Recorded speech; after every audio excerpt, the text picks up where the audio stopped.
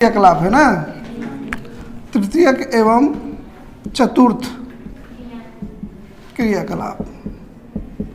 ठीक है, प्राथमिक और द्वितीयक पढ़ा चुके हैं, तृतीयक और चतुर्थक आज पढ़ना है। ठीक, तो इसमें देखो अभी क्या हो रहा था, प्राथमिक क्रियाकलाप में जितने भी कार्य हो रहे थे इसमें प्राकृतिक शक्ति का होना आवश्यक है। कोई भी प्राकृतिक शक्ति रहेगी, जैसे धूप, वर्षा इत्यादि अगर नहीं होगी तो यह संभव नहीं है। प्राथमिक क्रिया का सबसे प्रमुख उदाहरण क्या था, कृषि। ठीक है, अब देखो प्राथमिक क्रियाकलाप में जो कृषि से कच्चा माल प्राप्त हुआ या अन्य तरीकों से भी कच्चा माल हो सकता है, लेकिन प्राथमिक क्रियाकलाप पे ही द्वितीय क्रियाकलाप ज़्यादातर आधारित था। तो जो कच्चा माल प्राप्त हुआ तो इसमें हम क्या करेंगे कि इसमें मानवीय ज्ञान को लगाकर, मानवीय ज्ञान को लगाएंगे तो यह क्या हो जाएगा, द्वितीय क्रियाकलाप हो जाएगा। ठीक है, जैसे मान लो कपास था, कपास में उसको कपास से हम क्या बना दिए, सीधे बना देते हैं कपड़ा, तो कपड़ा क्या हो गया, द्वितीयक वस्तु हो गई, कपास प्राथमिक वस्तु हो गई। ठीक, अब देखो अब इसको जो है तृतीयक, देखो द्वितीय क्रियाकलाप में और प्राथमिक क्रियाकलाप में जो भी हमको प्राप्त हो रहा है वह वस्तु दिखाई दे रही, मूर्त अवस्था में है, वह दिखाई देगी कि कोई चीज़ है। जैसे तुमको कुछ ऐसी वस्तुएं होती हैं जो दिखाई देती हैं, कुछ ऐसी होती हैं जो दिखाई नहीं देती है। जैसे प्रकाश, प्रकाश तुमको दिखाई नहीं देता है। प्रकाश को हम कैसे जानते हैं, जब वह किसी वस्तु पे पड़ेगी तो वह वस्तु देखेंगे तब हम जानेंगे प्रकाश है। ठीक है, अगर प्रकाश वह वस्तु नहीं दिखाई देगी तो प्रकाश नहीं है, यानी अंधेरा है। ऐसे ही तुमको हवा दिखाई नहीं देती है, उसको हम क्या करते हैं, महसूस करते हैं। ठीक है, तो ऐसे ही प्राथमिक और द्वितीय क्रियाकलाप की वस्तुएं दिखाई देती हैं, लेकिन तृतीय क्रियाकलाप और चतुर्थक क्रियाकलाप में जो भी हमको कुछ प्राप्त होगा यह अमूर्त होगा, हमको दिखाई नहीं देगा। ठीक है, अब अमूर्त है लेकिन कुछ हो रहा है, इसको मापते कैसे हैं, तो इसको मापने के लिए हम क्या करते हैं, आय का प्रयोग करते हैं कि मतलब किसी क्रियाकलाप से जो अमूर्त अवस्था में की जा रही है उसके बदले कितना धन दिया जा रहा है। जैसे कपड़ा धोने के लिए तुम कहीं किसी को दे दिए, धोबी के वहाँ धोबी धुल के लाया, प्रेस करके दे दिया। ठीक है, उस पर क्या किया ये तो दिखाई नहीं दे रहा है, कपड़ा दिए थे, कपड़ा मिल गया, कपड़ा बस साफ सुथरा हो गया। तो जो दिखाई नहीं दे रहा तो उसका 20 रुपया या 25 रुपया जो भी लग रहा है वही क्या है, वही अमूर्त वस्तु या तृतीय या चतुर्थक क्रियाकलाप है। ठीक है, इसी तरह कई अन्य उदाहरण ले सकते हैं, जैसे नाई के वहाँ गए, बाल कटाए। ठीक है, बाल कटाए, बाल था अभी भी बाल है, बाल छोटा कर दिया, सही कर दिया, तो वह क्या एक प्रकार का सेवा है ना, और सेवा कभी दिखाई नहीं देता है कि मतलब क्या ऐसा किया वह हमेशा उस बाल में चपका नहीं रहेगा। जैसे अगर मान लो द्वितीय क्रियाकलाप अगर उसमें रहता, जैसे बाल का गुच्छा बना के किसी को दे दो, जैसे नकली बाल बिकता है ना, बिग जिसको बोलते हैं, तो विग बना के दे दिए, तो दिमाग लगा के उसको बनाए और एक वस्तु मिल गई विग के रूप में या बाल के रूप में, चूँकि वो दिखाई दे रहा है तो द्वितीय क्रियाकलाप है। अगर तुम्हारे बाल को काट छाट कर सही कर दिया गया तो वह दिखाई नहीं देगा, वह सेवा है, वह तृतीय क्रियाकलाप है। समझ में आया, समझ में आ रहा है कि नहीं। इसी तरह और भी उदाहरण देख लो, कई उदाहरण देख लेते हैं तब समझ में आएगा। जैसे व्यापार है, अभी तृतीय क्रियाकलाप में क्या क्या आएगा अभी हम बताएंगे, पहले समझ लो तृतीय क्रियाकलाप होता क्या है। ऐसी सभी चीज़ें जो सेवा के रूप में होती हैं वो दिखाई नहीं देती हैं, वही तृतीय क्रियाकलाप है। तो उसको जानने के लिए हम उसका आय का मापन करते हैं। जैसे हम पढ़ा रहे हैं तुमको ऐसी कोई चीज़ नहीं है जो तरंग के रूप में जा रही है तुम्हारे दिमाग में, दिखाई तो दे नहीं रहा क्या जा रहा है, हम जो बोल रहे हैं वो अलग अलग हिसाब के, जिसका जितना दिमाग है उतना पकड़ रहा, उससे सीख रहा है। तो ये क्या है, एक तृतीय क्रियाकलाप। जैसे डॉक्टर के पास गए इलाज कराने, दवाई लिख दिया, दवाई लिखने का पैसा लेता अलग से फीस, या तो क्या हो गया, वो तृतीय क्रियाकलाप अपने ज्ञान की वजह से। या वकील के पास गए, झगड़ा हो गया, क्या क्या केस लगेगा क्या नहीं लगेगा, वो सिर्फ बताने का पैसा लेगा अपने ज्ञान की वजह से। वो क्या किया उससे मतलब नहीं है, वो कहीं दिखाई नहीं देगा, वह तृतीय क्रियाकलाप है। जैसे परिवहन साधन है, तुमको यहाँ से जाना हो जिले पे, बलिया जाना है, ठीक है, बलिया गए, गाड़ी बुक करके गए थे, 1,000 रुपया ले लिया। अब 1,000 रुपया ले लिया तो उसके बदले तुमको कुछ देगा नहीं, वो सेवा किया कि तुमको यहाँ से वहाँ छोड़ दिया, फिर आना है फिर 1,000 दो, यहाँ से वहाँ छोड़ देगा। ये नहीं कह सकते कि 1,000 रुपया दिए तो तुम्हारा टायर उखाड़ के लेके चले जाए। समझ में आया? वस्तु नहीं मिलेगी क्योंकि वह सेवा है। समझ में आया? उदाहरणों से कुछ आइडिया लग गया होगा। अब हम देखते हैं कि तृतीयक और चतुर्थक क्रियाकलाप में क्या क्या आते हैं। दो चीज़ों को पकड़ना है, एक तो तृतीयक और चतुर्थक क्रियाकलाप में सेवा होते हैं और सेवा हमको दिखाई नहीं देती है। इन दोनों चीज़ों को पकड़ के रखना। अब जितना भी इसमें काम आएगा, ऐसे काम होंगे जिनको करने के बाद वो दिखाई नहीं देगा, ठीक है, और उसको आय में मापा जाएगा तभी वो समझ में आएगा। सारी चीज़ें सेवा होंगी। जैसे 4 चीज़ें प्रमुख रूप से आती हैं इसमें। कौन कौन से? व्यापार और व्यवसाय, ठीक है। दूसरा क्या है? परिवहन। तीसरा संचार और चौथा सेवाएं। विभिन्न प्रकार की जो सेवाएं हैं वह इसमें आएंगी, ठीक। तो पहले इसको मोटी मोटा समझ लेते हैं क्या होता है, फिर उसके बाद हम विस्तार से एक एक समझाएंगे, ठीक। देखो, व्यापार एवं व्यवसाय क्या होता है? व्यापार या व्यवसाय ऐसा कार्य है जिसमें कहीं से उत्पादित वस्तु को लाया जाए और किसी को दे दिया जाए, ठीक है। उसके बदले में हमको कुछ पैसा उसमें कमाया जाता है। जैसे कहीं से मान लो तुम्हारे वहाँ तुम्हारे घर में साबुन आता है ना, दुकान से जाते हो खरीद के लाते हो, वह दुकानदार कहीं और से लाया है तो जहाँ से लाया है, जहाँ वह साबुन बन रहा है वहाँ वह द्वितीयक है।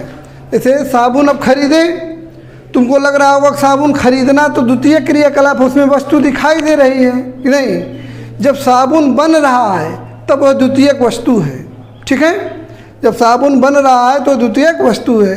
जब वह एक व्यापारी के पास आ गया तो जब वह व्यापारी अगले किसी आदमी को देगा, जैसे तुम किसी से खरीदने गई तो मान लो 10 रुपये साबुन पे MRP लिखा हुआ है, तो वह जहाँ से थोक में खरीद के लाएगा 9 रुपये में खरीद के लाएगा, और तुम्हारे तक पहुँचाने के लिए वह 1 रुपया जो ले रहा वही वह क्या है? तृतीयक या चतुर्थक क्रियाकलाप वाली सेवा है, ठीक है। समझ में आया? नहीं समझ में आ रहा है? जब वस्तु बनेगी, जहाँ पे जो फैक्ट्री होगी वहाँ पे वह द्वितीयक वस्तु है, लेकिन अगर उसको खरीदा बेचा जाएगा तो तृतीयक क्रियाकलाप है। जैसे मुर्गी अंडा देगी, अंडा मतलब मुर्गी से अंडा प्राप्त किया जा रहा है, ये कौन सा क्रियाकलाप होगा? प्राथमिक क्रियाकलाप। मुर्गी पालन नहीं बताए हैं, तो मुर्गी पालन हो रहा है तो अंडा दी, तो हो गया प्राथमिक क्रियाकलाप। अब अंडे को हम लेके घूम घूम के बेच रहे हैं तो वह कौन सा क्रियाकलाप है? तृतीयक क्रियाकलाप है, क्योंकि वह व्यापार हो गया। समझ में आया? ठीक है। ऐसे ही चीज़ों को पकड़ना, उदाहरण से वो पूछेगा कौन सा किस में आएगा। तो व्यापार एवं व्यवसाय में देखो क्या होता है, इस प्रकार का जो व्यापार है वह देखो या तो ग्रामीण क्षेत्र में होगा। देखो, व्यापार एवं व्यवसाय जहाँ पर होता है उसे बोलते हैं व्यापारिक केंद्र, ठीक है, जहाँ पर सभी लोग पहुँचेंगे और वहाँ पर सामान खरीदेंगे, ठीक है। जैसे तुम लोगों के आसपास के 4-5 गांव को मिलाकर एक जगह कहीं बाजार होगा, घड़मलपुर जैसे है, तो सामान लेना है तो सब लोग आएंगे कि नहीं, आसपास के लोग, तो ये व्यापारिक केंद्र हो गया। अब गढ़मलपुर के जो फुटकर व्यापारी हैं, सब्जी वाले हैं, अगर मान लो कहीं बड़ी दुकान से खरीद के लाते हैं तो वह भी एक व्यापारिक केंद्र हो गया कि नहीं। नगर से खरीद के लाते ही होंगे, क्योंकि थोक व्यापार नगर में होगा। अभी हम बताते हैं थोक और फुटकर व्यापार क्या है। व्यापारिक केंद्र क्या होता है? जहाँ से सामान खरीदा जाता है, ठीक। तो या तो यह ग्रामीण होगा या तो नगरीय होगा, ठीक है। अब ग्रामीण में 2 तरह का व्यापार होगा, या तो थोक होगा या तो फुटकर होगा, और नगरी में भी क्या होगा, या तो थोक होगा और या तो फुटकर होगा। अब देखो थोक क्या होता है?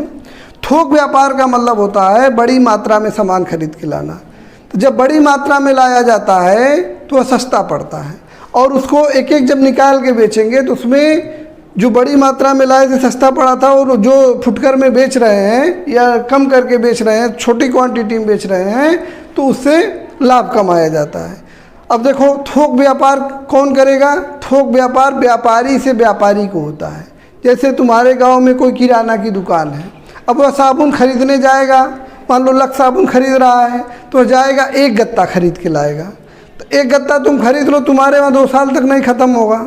तो हम क्या करेंगे? 100 साबुन की बट्टी, हमको तो 1 2 3 चाहिए महीने में, ठीक। तो ये जो व्यापारी से व्यापारी में खरीदारी होती है, इसको बोलते हैं थोक व्यापार।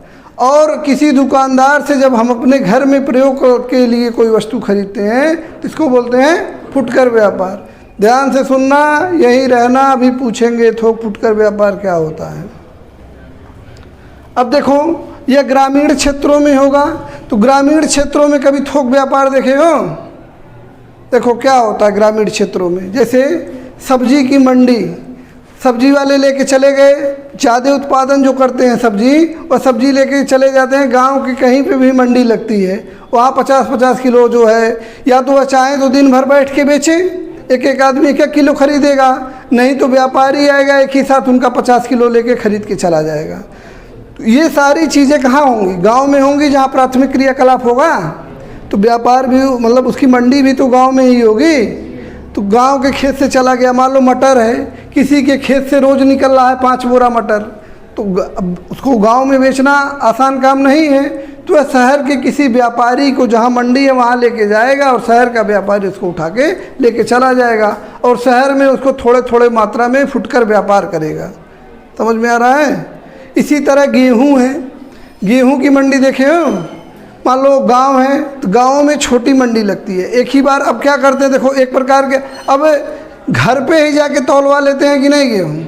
तो अगर घर पे न तौलवाते तो सभी किसान एक जगह कहीं इकट्ठा करते अपने गेहूं को, फिर वहाँ से बिकता।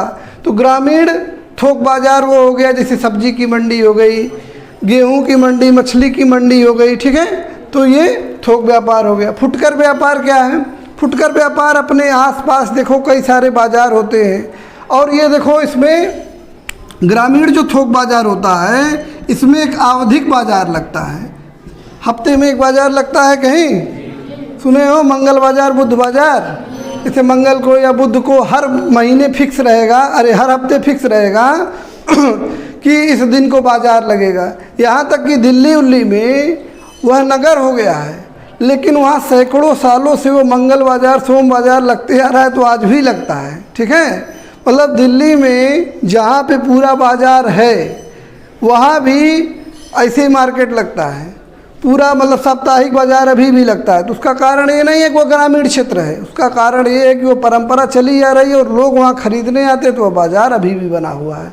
इस प्रकार के बाज़ार आवधिक क्यों लगते हैं? जैसे अगर ये है एक ही जगह पे सामान लेके बैठे रहेंगे हफ्ते भर, तो खरीदने वाले कितने हैं? गाँव में 2-4 हज़ार लोग हैं, कितना खरीदेंगे? तो वह जगह बदलते रहते, हफ्तों में 7 दिन 7 जगह दुकान लगाएंगे, और फिर 7वें दिन वहीं पे आ जाएंगे। तो हफ्ते भर का आदमी इकट्ठा करके रहता है कि क्या खरीदना है, तो एक साथ ज़्यादा सामान बिकता है। तो ये आवधिक बाज़ार, इसी को हाट भी बोलते हैं, ठीक है। और वेंडर भी बोलते हैं। वेंडर का मतलब जो ठेला उला लगाते हैं, वो भी सब दिखाई देता है कि नहीं ग्रामीण बाज़ारों में, ठीक है। तो ये हो गया। नगरीय थोक बाज़ार क्या होते हैं? ये बहुत बड़े बाज़ार होते हैं, इसमें कई तरह की सेवाएं मिलती हैं। जैसे जो सामान वामान मिल रहा है वो तो मिल ही रहा है, इसके अतिरिक्त क्या मिलता है? श्रम बाज़ार मिलता है, कि मतलब वहाँ चले जाएंगे, वहाँ खड़े हो जाएंगे लेबर चौक पे, तो लेबर का काम मिल जाएगा, ठीक है। मान लो तुमको उच्च शिक्षा चाहिए, विश्वविद्यालय में पढ़ना है, तो गांव में पढ़ोगे, कहीं विश्वविद्यालय होगा? कहीं नगर में जाओगे ना। बढ़िया हॉस्पिटल चाहिए बड़े स्तर का, तो चिकित्सीय व्यवस्था के लिए, तो सारी जो बड़ी सेवाएं हैं या बड़े स्तर के या विशिष्टीकृत व्यापार हैं, जैसे कंप्यूटर खरीदना है, अब कंप्यूटर किसी गांव में मिलेगा? नहीं मिलेगा। लैपटॉप खरीदना नहीं मिलेगा, यहाँ तक कि मोबाइल भी नहीं मिलेगी, तो हमको जाना पड़ेगा, ठीक है। समझ में आ रहा है? तो ये हो गया थोक व्यापार। और फुटकर व्यापार का एक और देख लो, इस समय जो चल रहा है सबसे ज़्यादा, क्या? ऑनलाइन व्यापार। ऑनलाइन व्यापार जानते हो ना, अमेजन से, फ्लिपकार्ट से सामान मंगाते हैं, मीशो से, और वह ला के घर पे पहुंचा दे रहा है। तो वह कहीं से सामान उठा रहा है और कहीं तुम्हारे घर पे लाके सीधे पहुंचा रहा है, तो पहुंचाने के बदले पैसा लेता है, सेवा, ठीक है। तो है ऑनलाइन व्यापार है। ऑनलाइन व्यापार से पहले क्या होता था, फ़ोन से मंगाते थे सामान। जब इंटरनेट नहीं होता था तब टीवी पे देखो प्रचार आ रहा है कि ये बहुत बढ़िया सब्जी काटता है, बहुत बढ़िया चाकू है, बहुत बढ़िया चादर है, फ़ोन करिए इस नंबर पे। तब भी आता था कि नहीं? हो सकता है तुम लोग वो ज़माना ना देखे हो, अभी तुम लोग बाद वाले हो, 2010 के बाद से व्यापार के मतलब ख़रीदना शुरू किए होगे। तो पहले ऐसे होता था, फ़ोन से जो है, ठीक है। तो दूरभाष से भी हो सकता है, वो भी ऑनलाइन व्यापार का एक वो है। अब देखो व्यापार समझ में आया। परिवहन क्या होता है इसको थोड़ा साइड में समझा देते हैं, कल विस्तार से समझाएंगे। परिवहन का मतलब हो गया सामानों को एक स्थान से दूसरे स्थान पर ले जाना है, या व्यक्तियों को, या तो व्यक्ति होगा या तो वस्तु होगा, ठीक है। दोनों को एक स्थान से दूसरे स्थान पर ले जाना ही परिवहन है। और ले जाने के बदले हमें कुछ भाड़ा प्राप्त होगा, वही भाड़ा हमारा सेवा है, जिसको रुपए में मापा जाता है या आय में मापा जाता है, ठीक है। तो परिवहन हो गया, विस्तार से कल पढ़ाएंगे इसको, कितने प्रकार के परिवहन में आएंगे। संचार क्या है? संचार का मतलब होता है कम्युनिकेशन, सूचनाओं का एक स्थान से दूसरे स्थान पर भेजना। तो कैसे कैसे भेज सकते हैं? एक तो परिवहन के द्वारा भेज सकते हैं, किसी गाड़ी से कोई जाए फलाने सूचना पहुंचा देना, पहुंचा देते हैं कि नहीं? तुम्हारे गांव को कोई सूचना पहुंचाना है पहुंचा देंगे। जब मोबाइल नहीं होता था तो ऐसी सूचना भिजवाई जाती थी, ठीक है। फिर उसके बाद दूसरा तरीका क्या है कि डाक से भेज सकते हैं सूचना, चिट्ठी लिख दिए कि ऐसी ऐसी स्थिति है, ये कार्य है, तो वो सूचना हो गई। मोबाइल से, दूरभाष से, इंटरनेट से, ठीक है। इसमें एक और भी क्या है, टीवी है, रेडियो है, ये सारी चीज़ें जो है संचार के माध्यम है। इसको विस्तार से बाद में पढ़ाएंगे। और सेवाओं में क्या आएगा, इसमें सभी प्रकार की मौद्रिक सेवा, बीमा, बैंकिंग और रियल इस्टेट। रियल इस्टेट क्या होता है? ज़मीनों की खरीद बिक्री करना। अब देखो सुनने में लगेगा कि रियल इस्टेट द्वितीयक क्षेत्र का, द्वितीयक में आएगा, क्योंकि उसमें ज़मीन खरीद रहे हैं, ज़मीन तो दिखाई दे रहा है।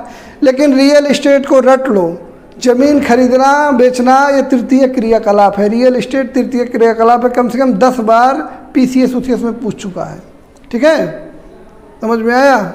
बहुत सारे एग्जामों में पूछा है। तो रियल इस्टेट या अचल संपदा खरीदना और बेचना भी इसी में आएगा, ठीक है। चलो अब